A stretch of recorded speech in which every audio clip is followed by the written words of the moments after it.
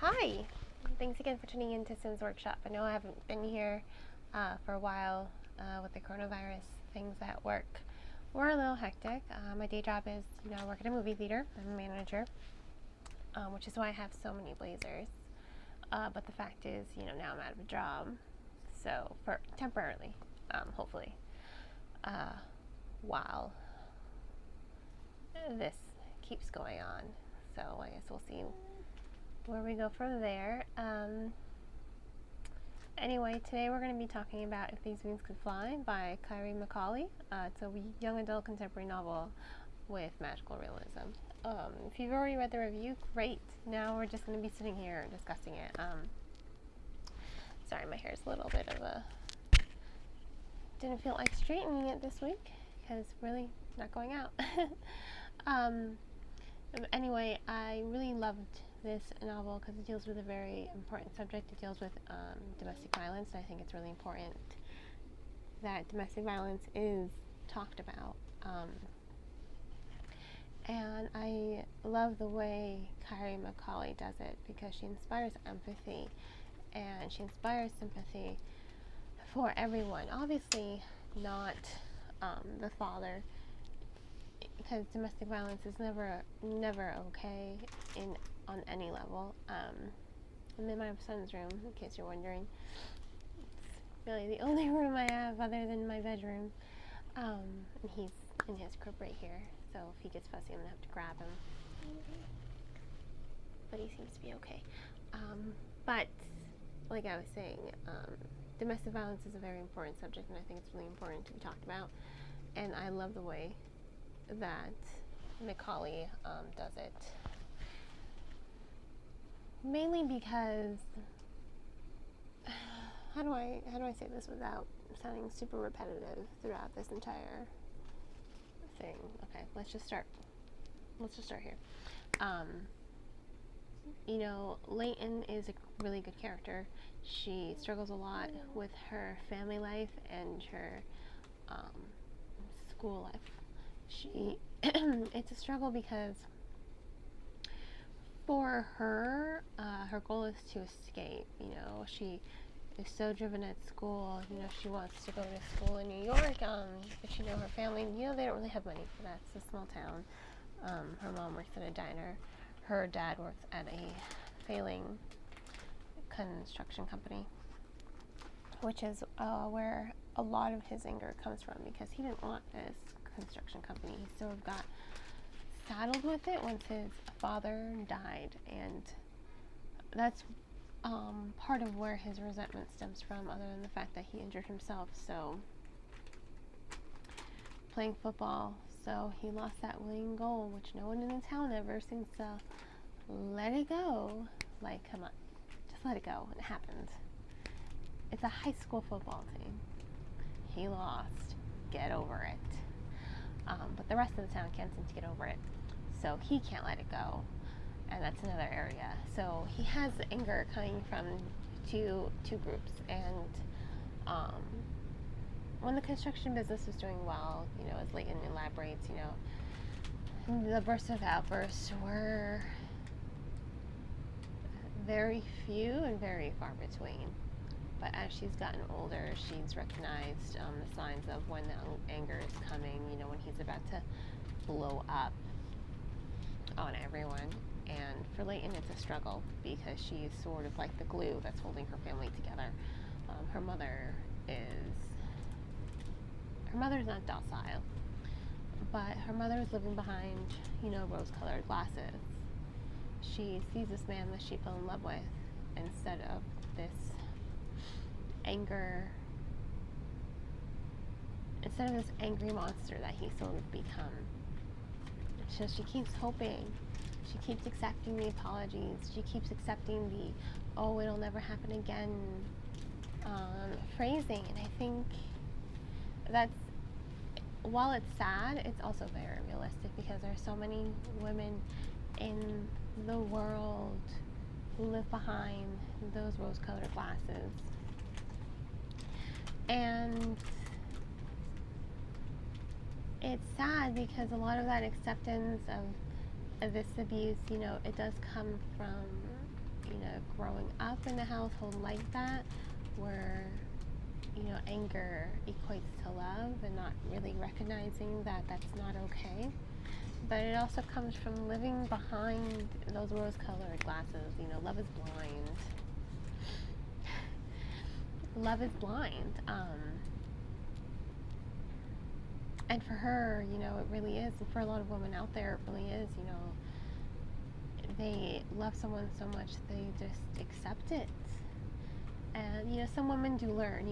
They learn to love themselves a little bit more. And once kids enter the picture, it becomes more about worrying about the children. And McCauley addresses it in a really great way. She shows the evolution of the mom finally recognizing, it's not okay. Granted, it takes a while, but it's done very realistically. Like, the reader doesn't have any disgust or apathy or anger towards the mom. It's sort of just like, come on, you need to wake up. Like, you pity her. You pity her, and you pity Leighton, because Leighton is a strong one. On some level, McCauley does show that the mother, she is realizing, that this is not okay. But she wants it to be better. She wants to go back to the way things were when, her children were younger and her husband was the man she fell in love with. And she takes the brunt of it. She never lets the abuse get to her kids. Until it finally does. And then that, that's sort of like the light switch going on for her. The recognition, the realization that this man is not going to change. And I thought the way the story tells all of this is very great. It was beautiful in its own way. And it's sad as well. As beautiful as it was also sad. And, it inspires a lot of thought for the reader. And, it's something worth discussing, because you're seeing the signs of the abuse. And it's not just, physical. It's mental, it's emotional, and physical abuse that this father is enacting on, his family. They live in constant fear in this house. There's something magical about this house, that all the cracks seem to heal themselves, so that there's no sign of his anger anywhere in the house. And, that kind of thing is also taught. He learned this kind of behavior, like I said earlier. Sometimes people recognize anger as love because it's how they grew up. This is how he grew up. And yes, on some level he resents his father, but it's sort of all he knows. And for some people, it's not an excuse at all, but it's very realistic. For some people, unless they see a different sort of way to love, it's all they know. Like, they have to learn. Like, you have to learn how to love properly, how to love in a good way. Like, you learn this behavior. And this is what he was taught. It's not an excuse, but it's an explanation, where he learned it from. But he should have tried harder, with his wife. She obviously didn't grow up like that, so she has a different way of viewing love, and this is something he should have seen. And I think for a time he did see it, but he let himself drown in his failures and in the mockery of the town over a high school football game, that he just disregarded it and let himself become like his father, who he resents. And Leighton, she doesn't see that. She does see it. She doesn't want to be like her father, so she has walls all around her, so she doesn't really open herself up to anything at school. And when she finally does, it's a growing point for her. There's lots of character development in this novel, and it's not just around Leighton. It's, in a way, the entire town grows when they realize that turning a blind eye makes them just as culpable. Because something could really happen to this family. And on some level, they're all aware of it. She writes this profound essay, and they are all aware that he strikes fear into his family, and yet no one does anything. They're just like, "You doing okay?" They're like, "Okay," or they're just like, "Well, this is how men are." You can see my son talking over here, or you can hear him, I think. But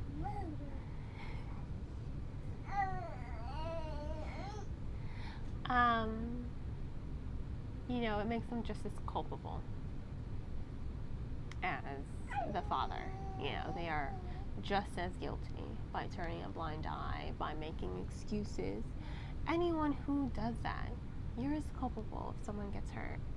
Just like if you're in high school and you see someone bullying and you don't do anything, you're just as guilty as the person doing the bullying, because you could have done something. Even if you just go and get help, by doing nothing, you are guilty. If you see something going on and you do nothing, you are guilty. And that's what this town is sort of realizing. Leighton, as she opens her own eyes and releases herself. If these wings could fly, like, she feels bound. The title of the novel is If These Wings Could Fly. And she feels so bound, like her wings are clipped, but through her words, through this invasion of crows, which we'll get to in a second. It's really cool. It's just, she lets go. She's able to fly. She's able to just awaken everyone. She destroys all the rose-colored glasses. She makes them all crack, and they all see it. And the way McCauley just writes that, it's great storytelling.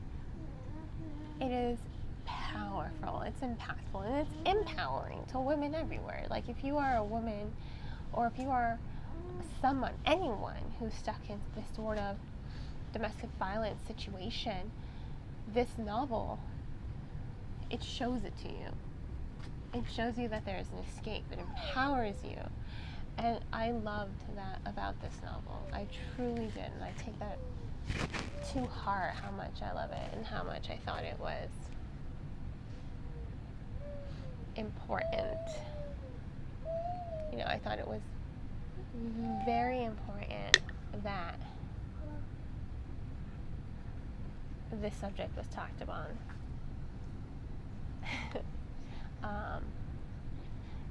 And as for the crows, the vision of the crows, it was so cool. It starts off slowly and slowly and slowly, and the crows are also part of that magical realism, along with the house, and it's just something that sneaks up on you. And I love that, because you're just like reading it, and then something sort of cool happens, something magical happens, and you're like, whoa, it sneaks up on you. And that's really good writing, when something sneaks up on you and it captivates you, and you're like, this is amazing. And it was amazing, and I loved it, and I can't help but love it.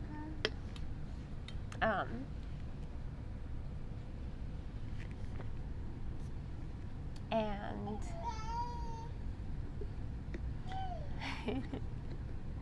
this is what I took away from this novel. This message of hope, this message of finding your strength, this message of escaping violence, and not living behind rose-colored glasses. I thought that was amazing. And I have to highly recommend this book. I only gave it 4 stars on my blog, but really it's 4.5. Only because there were very few scenes, very far apart, that seemed to drag just a little bit. I wasn't quite sure. I felt like the scenes that dragged just a little bit could have been more concise. They felt just a tad bit repetitive. But again, I think there's probably like one every third of the book. Again, very few, very far apart. I think there's only 3 that I can remember off the top of my head, vaguely, because it's just like, on the scope of the entire novel was great. It was beautiful and it's impactful, and I definitely think it's worth discussing. So please, I highly recommend this book. Go ahead and pick up a copy at your local bookstore. Please remember to support your local bookstores during this pandemic. You know, I don't know about you, but I still want to be going to the bookstore in a few months. I love a book. I love a good bookstore. Not gonna lie. But please, just don't go ahead and go on Amazon, or you know what? Go ahead and support your local library. I know a lot of libraries across the country are closed, but they have a surplus of ebooks. Please support your local library and pick up a copy. And if you don't want to, please pick up a copy at your local bookstore. Remember to stay indoors, stay safe. I hope everyone has a good rest of the day. I'm going to spend some time with my son here, who is very adorable. So once again, happy Tuesday and happy reading. Bye, y'all.